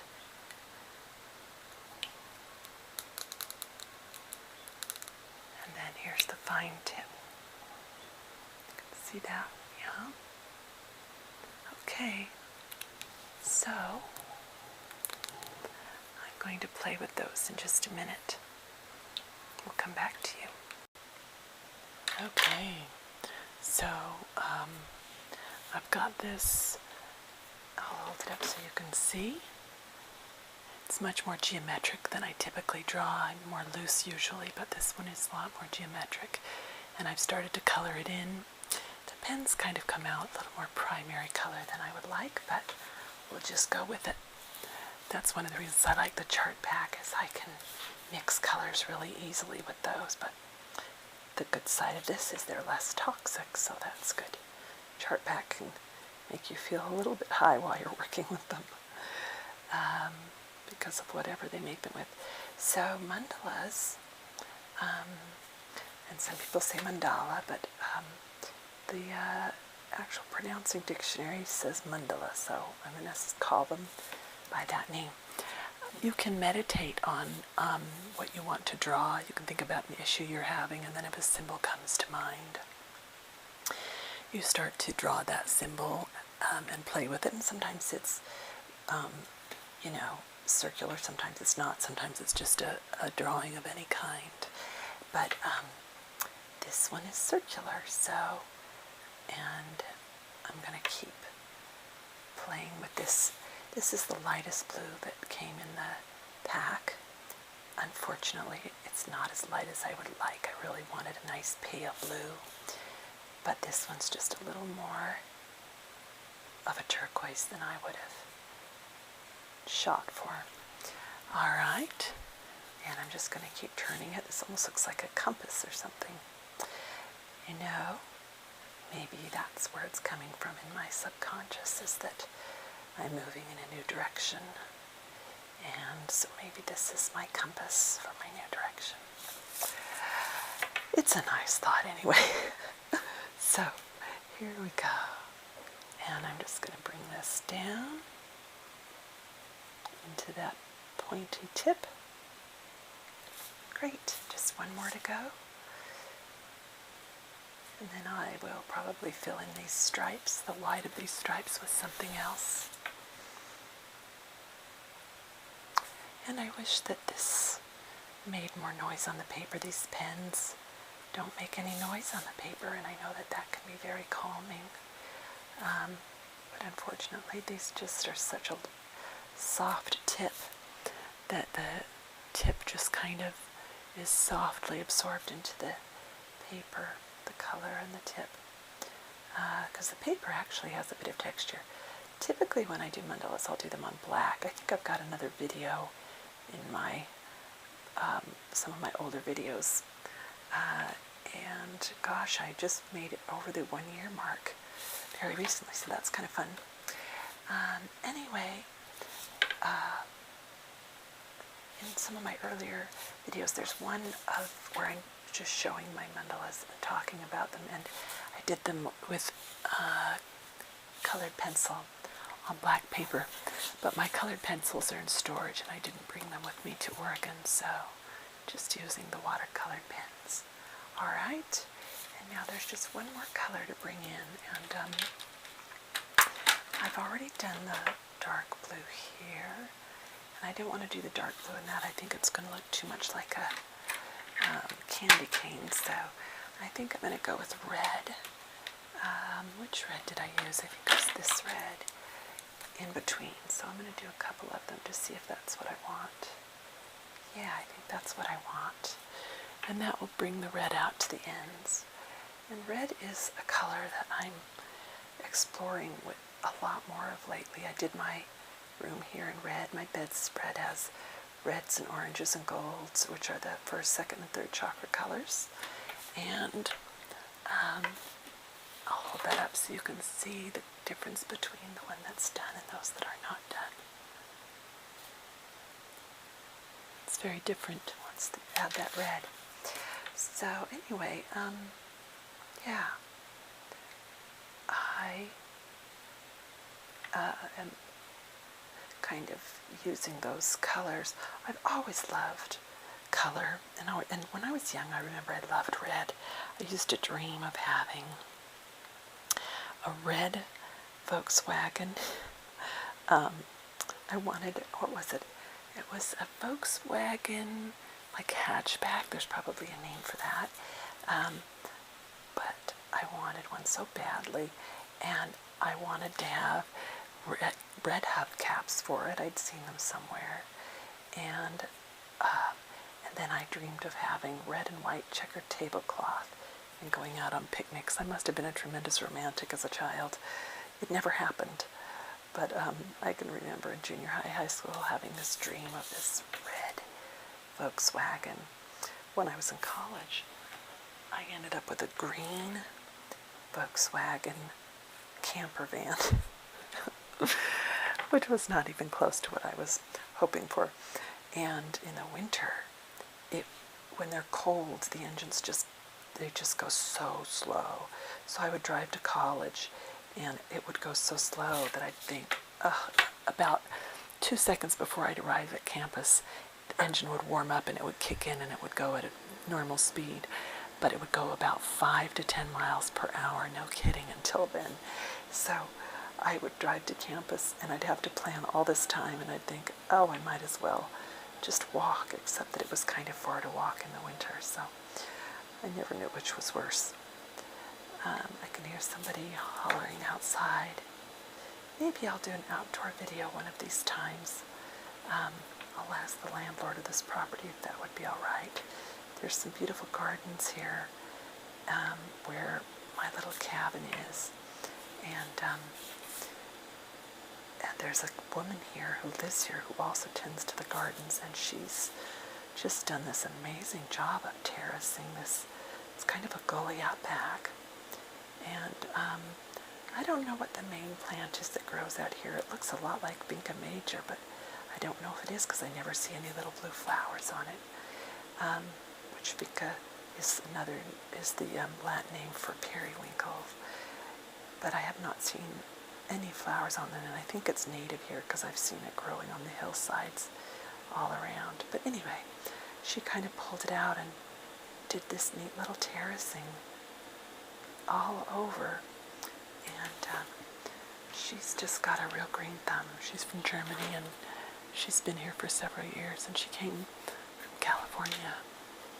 Okay, there it is, my mandala. I'll kind of hold it. Let's see if I can get it at an angle where you can see the whole thing. And it's got the yellow in the center, kind of a little starburst, and then into the red, almost looks like a flower. And I did little fuchsia colored hearts around here, surrounded in the orange, and then lines of the turquoise and the darker blue, almost an indigo blue, and then pink and turquoise out into each of these little points, and then yellow little windows around there.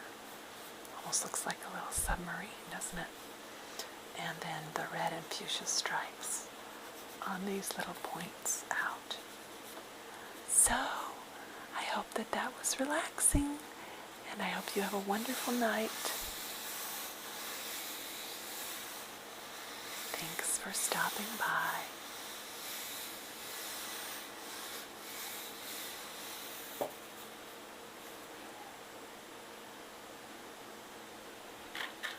But this was one where I wanted to doodle inside of each one. And this one started out as a spiral. And it's actually, if you look close, you can see I don't know if you can see it under there, but you can see my original lines underneath.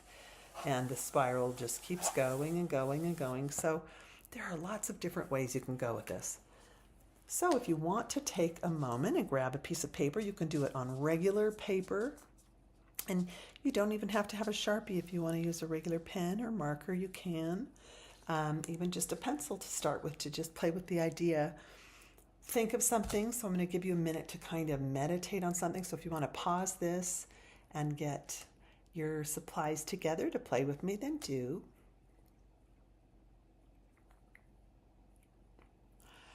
And then you're going to take a moment to think of something that you want to resolve or move through, an emotion or something that's been frustrating you or confusing or whatever. So I'm going to take a moment too.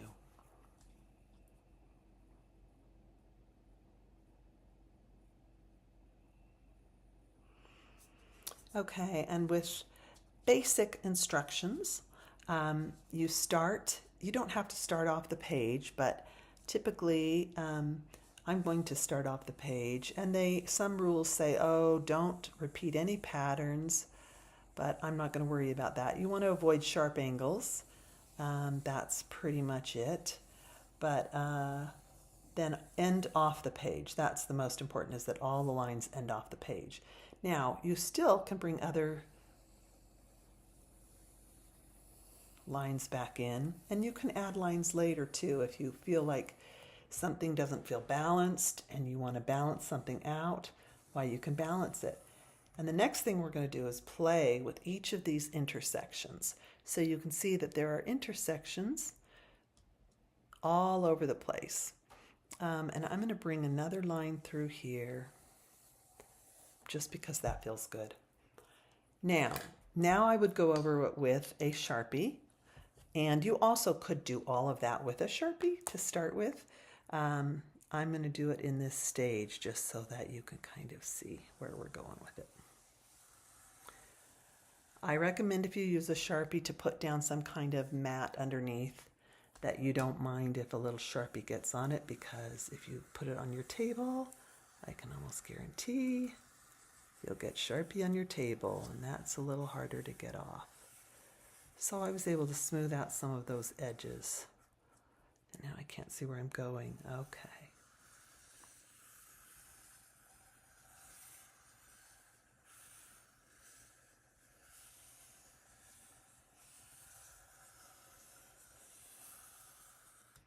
Now yours should not follow this at all. You should be just doing your thing. Wherever that takes you, it might have a lot more squiggles, it might have less squiggles, doesn't matter. So if you want to pause the video now, you can. While we wait for some of you to finish, this marker is much more expensive, but I started to get into it more, so I wanted to spend a little more money. And this one does not bleed with the, I think I got this at Hobby Lobby, and then I'm going to show you another one.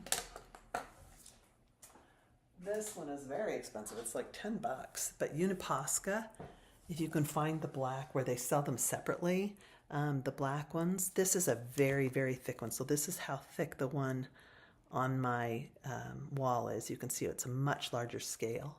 But that won't bleed when you put water or acrylic over it, any kind of watercolor. Okay, so there we go. Now I'm going to take, let's see, I'll start with this so that if you've just got a Sharpie, you can do that. You're now going to round out all the corners. And you can do that as, you can really make that thick, like you can see on this one. It gets really thick in between, or you can keep it much thinner. So you just kind of start like this and then you color it in. And it starts to kind of look like neurons, and supposedly it starts to do some kind of something with the brain while you're working on it. So we're just going to kind of color this together, all of your intersections. Any place you see a line intersect, and if later you decide to draw new lines, why you want to make those rounded them out. And you just want to be careful not to go the other direction. You don't want to bubble them out, but you want to kind of stay inside of the curves and round those out.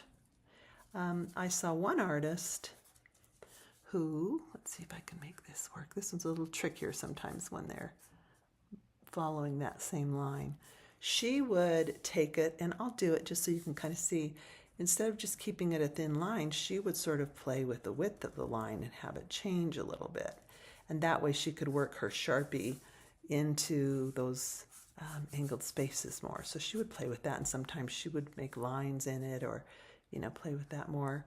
I don't know who she was. She had a really fun one. There's so many tutorials that if you decide to play with this, you'll find lots of cool inspiration and different ways of describing it that might speak to you more than the way I'm telling you and describing it. But I definitely wanted to play with it with you guys because I think it's a really great ASMR kind of tool.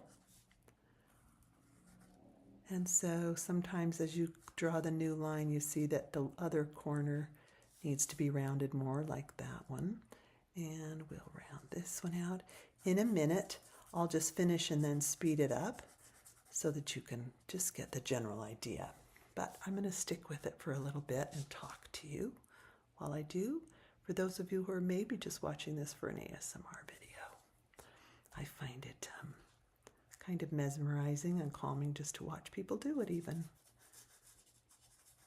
It's just strangely satisfying for the brain.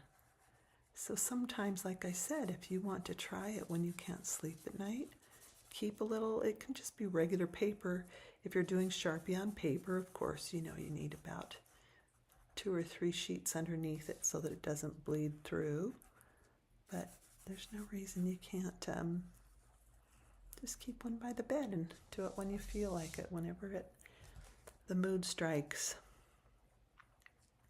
And I think I wouldn't do the pencil first. I'm not sure why I did that this time. As I'm thinking of it, I've been doing a lot of watercolor lately, or a little bit of watercolor lately, and then you pencil that in first. But really, if we're using the Sharpie, there's not really much reason to do that first. Just let yourself be free with your Sharpie. That sounds funny. This one you can see has lots of corners around it, so I'm just going to kind of make an oval You could make it a circle instead. And I hope you can't hear the neighbors. They're kind of loud this evening. They've got their music going. That has been one of my challenges for this last few years everywhere I live.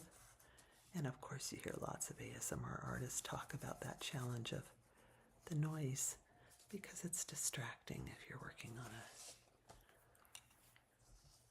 an ASMR video that wants to be calming. And I don't have my directional mic on, so hopefully it's okay. So you can see where I'm going with this, yeah? It's kind of fun. It just starts to take on a shape and a life of its own. So I'll continue to draw quietly,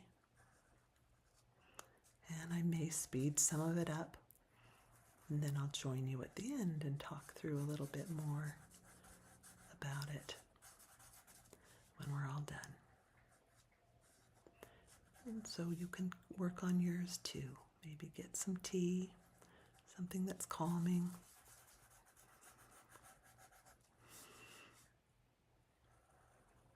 And just relax, enjoy yourself.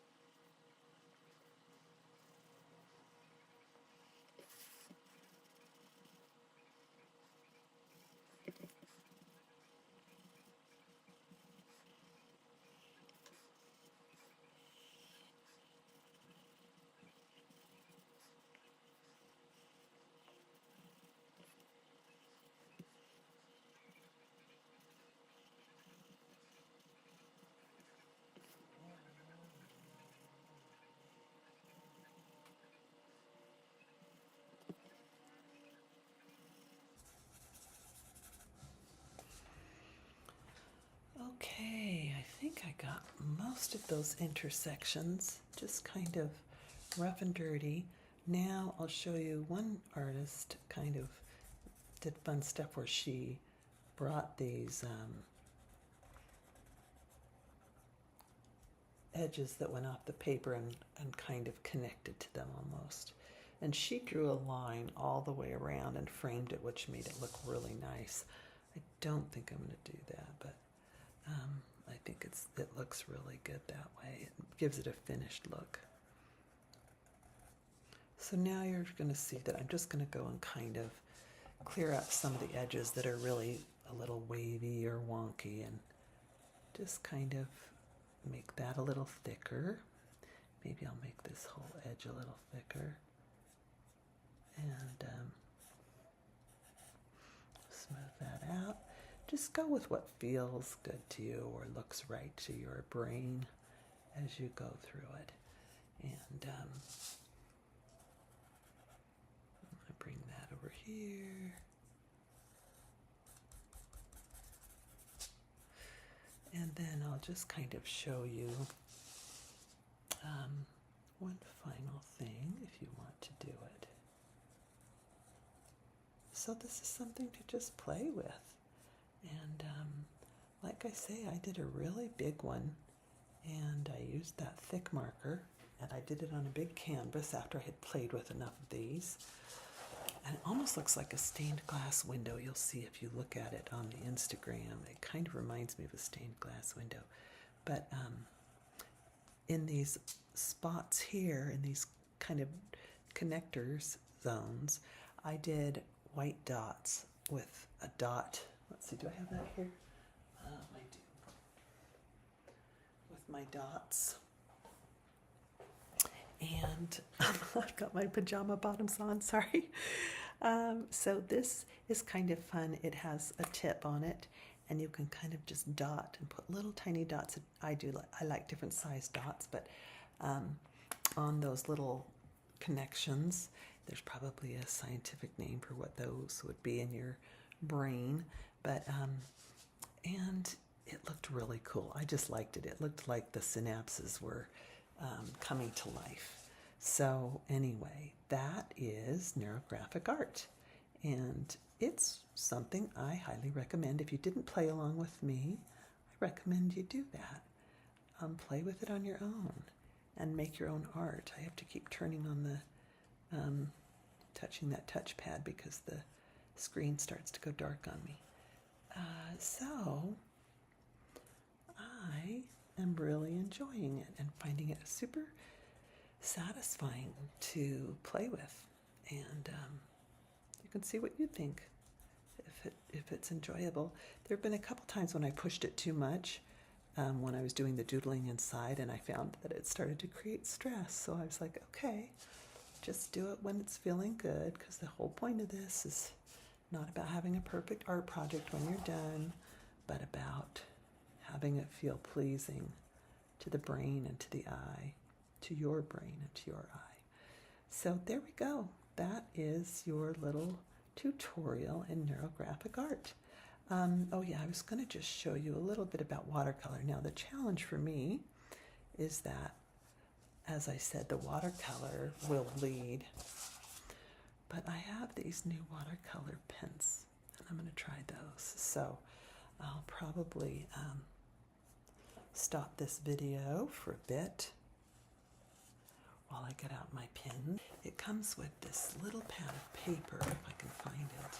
Now I'm getting off tangent, which I do so well, but it gives you, this is a little pair that I did using these pens, and it gives you tutorials, and it has them already drawn on the paper. It's really nice paper. Looks like I made a mess of that one. It's drawn on the paper, the outline, so then you just watch their tutorials and play with techniques, and I have had so much fun with it. So knowing that, I'm just going to do a couple little squares with colors so you can play with that and see if you want to. So again, these are Chromatech watercolor pens. I think I'm going to go with blues and greens on this one. And I'm going to not bring the pen marker all the way to the edge. I'm going to go like this. This is a technique I learned with the little tutorials they taught me. So I'm not going to bring it, I'm trying anyway not to bring it all the way into the black so that it doesn't bleed. And then this is the wet blend method, I think is what it is.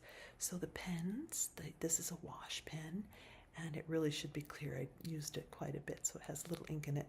You can clean them in water, but you can you squeeze them and you drip water through the tip, I don't know if you could see that, onto the paper. See, I'll turn it this way so you can see a little better. There we go. And I'm just going to move that around, and I'm not going to touch the edges of that ink just yet. First, we're going to get this all wet. Great. Then you just activate barely, and you kind of push the water to the edge of the color. I'm going to see if this works. This is my first time trying this with the Neurographic. And then it should start to bleed into the water that's there. Is it happening? It doesn't quite look like it is yet. Yeah, it's starting to happen. So it's activating the water, and then it shouldn't go beyond the outline of the ink. Now, that said, I could push the ink outline a bit, and I can then also start to pull this ink out into the water a bit more. And you'll see it's just starting to take on a little shade. I hope you can see that. I might turn on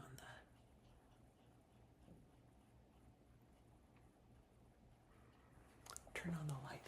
And now I might just barely push that edge right up to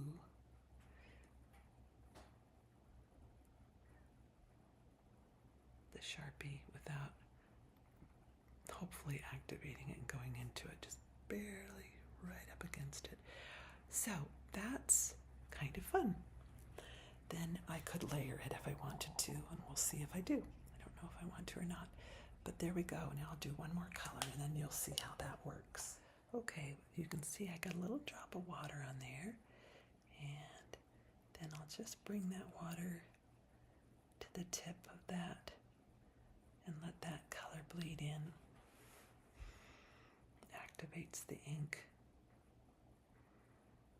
It's very pretty.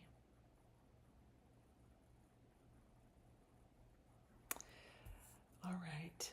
So now you see how that works. I'm going to dab some of that color because that's kind of a lot of water for that small space. There we go. And then I can, again, just gently push that water up right next to the Sharpie edge without going into it. Hey, so among the millions of things I'm interested in doing in my life and all the things I like to do, drawing, doodling, coloring is one of the ways that I kind of unwind my brain. And so I thought I would play with drawing today for ASMR. And I don't know if this is going to work or not with this angle. I've kind of had a hard time finding the right way to present it because I can't hang my camera up very high. So I'm going to try to remember to whisper and hope that you can hear me. And I'm going to, I've already written in pencil a whole drawing, and I'm going to go over it with pen and draw a little drawing for you. So I'm going to just start and see if this works. And I'm obsessed with drawing flowers. I don't know why. I think everyone loves flowers, but I am definitely obsessed with drawing flowers. I always seem to doodle in flowers. And so that's again what I've drawn tonight. And I went to a big family reunion today. And it was about, it was a ways away. So I was in the car quite a while, and I got a little tired of sitting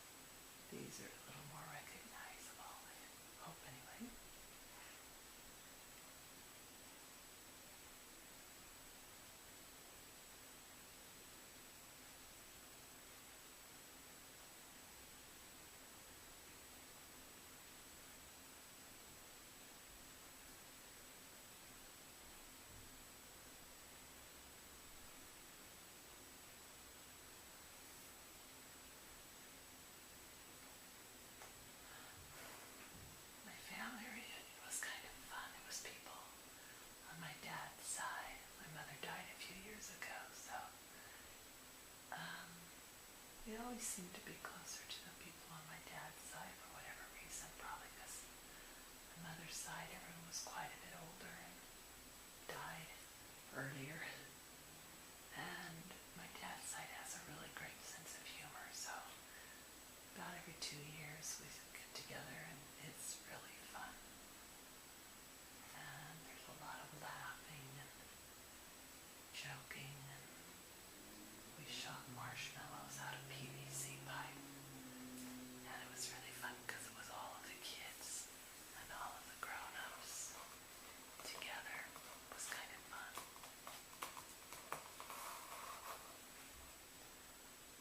I'm thinking this may get a little bit boring, so I might just finish it mostly up and then turn the camera on at the very end.